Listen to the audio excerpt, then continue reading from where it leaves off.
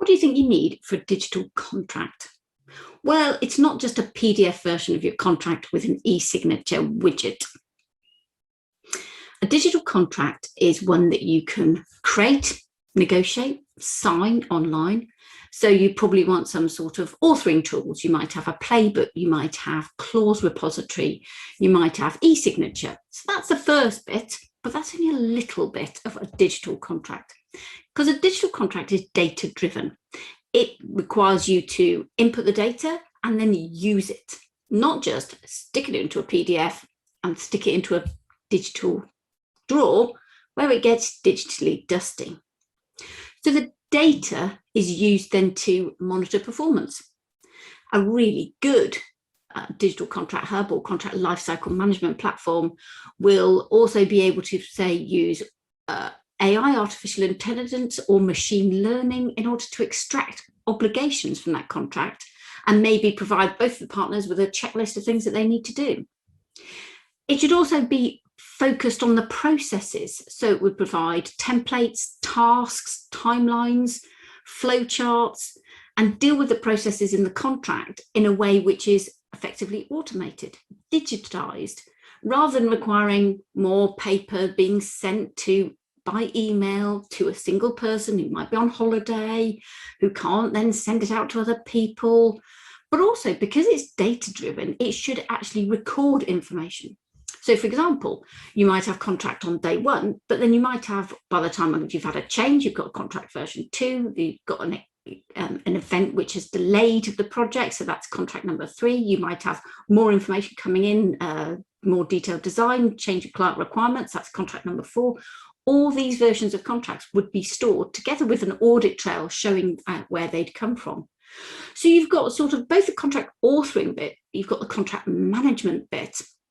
You might have some sophisticated tech that also looks at expirations, renewals, key dates, sectional completion, milestones, stage payments.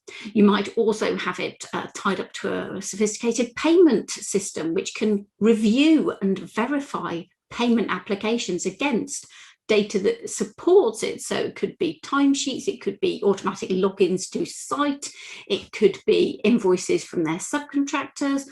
All that kind of information could be processed and part of your digital contract hub or contract lifecycle management. You might have it to provide a dashboard so you can check performance against KPIs that you've got in your contract.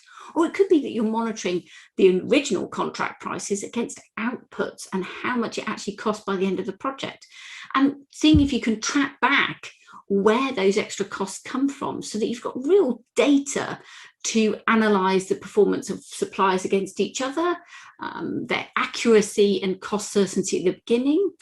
But also it provides certainty of process, because you're both working from the same hub, the same data, the same processes.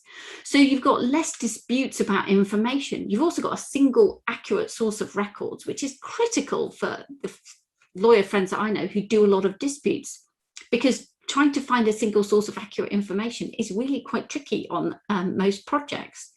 So digital contracts, yes, you've got a good contract, which, ideally not complex paper-based wet signed. You've got a contract to start with, but it's so much more. It provides a real life cycle of the contract for the project, not just for the contracty bit, because you need to be able to create your contract, negotiate it, sign it, use it, implement it, follow it through, including terminating or completing it, and then having all the records that back up that whole life cycle all on one digital system. Now that's a holy grail, and there are systems out there that will do this.